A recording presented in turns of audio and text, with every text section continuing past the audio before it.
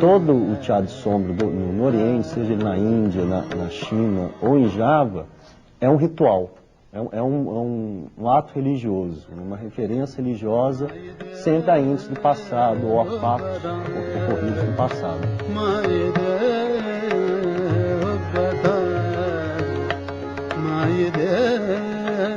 Eles pegaram as formas tradicionais dos humanos e deram características, vamos dizer assim, entre aspas, grotescas, né? Aquele que é o ombro quadrado, né? As formas todas distorcidas, né? Não são formas humanas, né?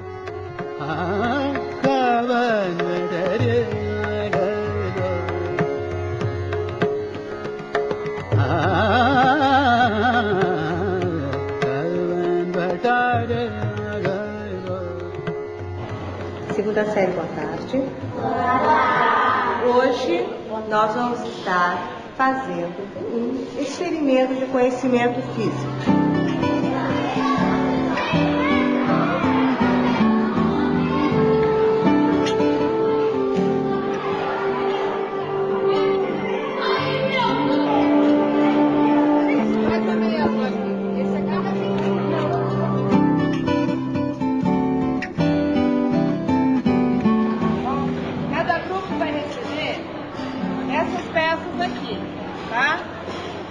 Quadrado,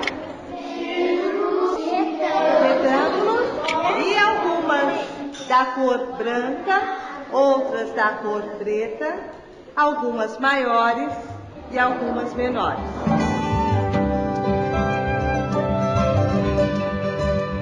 Com as figuras que vocês considerarem diferentes, vocês vão ter que produzir sombras iguais. Não, mas não entendi. Bora começar.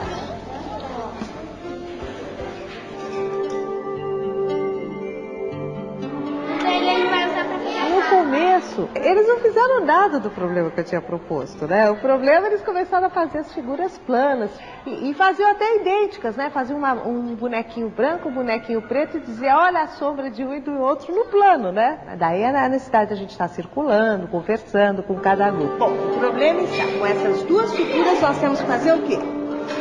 Sombras iguais. Com essas duas figuras, sombras iguais.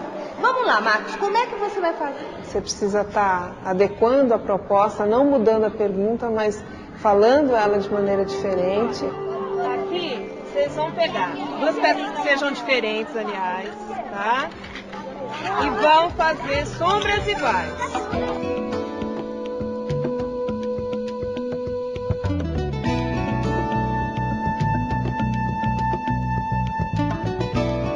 Muitas vezes, a primeira hipótese que surge para a solução do problema proposto na atividade é de que a sombra é um retrato fiel do objeto na sua forma, tamanho e cor.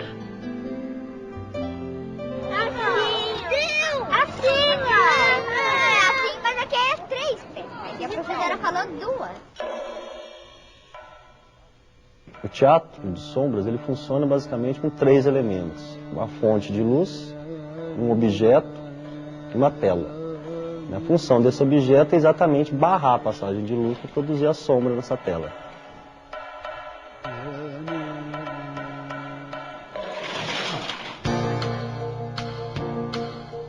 Embora a ideia de sombra seja formada no cotidiano, sua relação de dependência com a fonte de luz não costuma ser percebida. A sombra é inicialmente tomada como substância, algo que emana do objeto, que existe mesmo quando não há luz. Para desfazer esta ideia substancialista, é importante o planejamento de um problema cuja solução permita que as crianças formem sombras utilizando uma fonte de luz e um anteparo. O trabalho com objetos de diferentes formas e cores permite que as crianças testem essas hipóteses. Assim, podem compreender a dependência que existe entre a sombra e a orientação do objeto em relação à fonte de luz. Essas peças que você pegou, elas são iguais ou diferentes?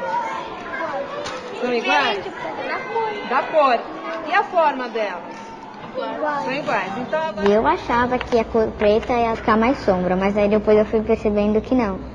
Embaixo pode ser o branco e o preto. Eles falaram em fonte de luz, eles falaram no sol, eles falaram na vela, eles falaram em diferentes fontes de luz, quer dizer, conceitos de física presentes.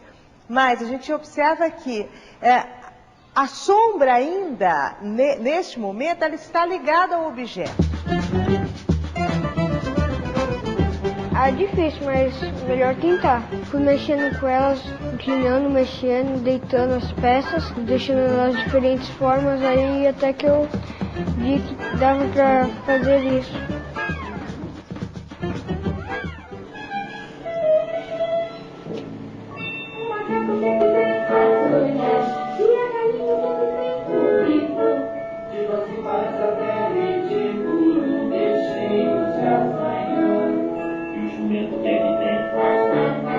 E o cachorro, o que que tem? Os dentes. Olha tudo junto e de repente vamos ver o que é que dá. Essa não dá. Acho que eu já sei um jeito, rapidinho. Rapidinho. Eu vou ficar conseguindo, olha. Ó, conseguimos. Rapidinho. A gente pode fazer ele ficar fino, ó, ele é grosso, mas a gente pode fazer ele ficar fino igual o quadrado. Aqui não dá. Consegui. Foi tentando também, né? Até descobrir. Tudo fui tentando até descobrir, né? Quando a gente aproxima do chão é melhor. Para que o substancialismo desapareça, é preciso que as crianças compreendam a necessidade de uma fonte luminosa para a produção das sombras. De repente o sol saiu. Sumiu? Ó, solzinho, aparece, por favor. A gente parava e esperava chegar o sol. A gente começava tudo de novo. Opa, peraí, mas eu tô achando que ele tá chegando, né? Tá voltando o sol? Então vai lá pra você conseguir agora. O importante tá batendo o sol naquele lugar. Sem a luz não daria sombra. Mas pro alto, fica assim. Quanto mais perto vai ficando maior assim. Certo, tá. Quanto mais pra frente fica maior, mais pra trás fica menor. Antes eu achava que não ia ficar igual, aí eu fui mexendo e consegui fazer as duas sombras ficarem iguais.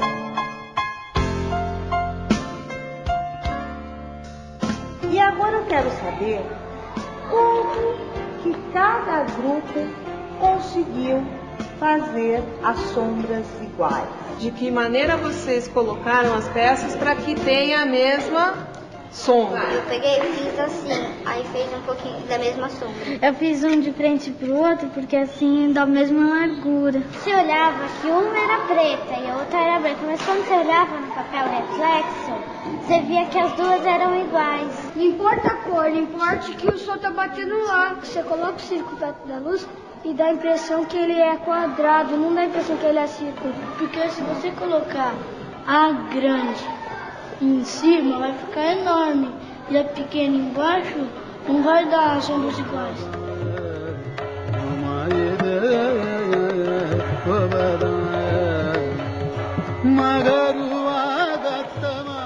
No teatro de sombras tradicional, sombra era difusa se ela não estivesse próxima à tela. Então limitava muito o teatro de sombras, ele era só chapado na tela.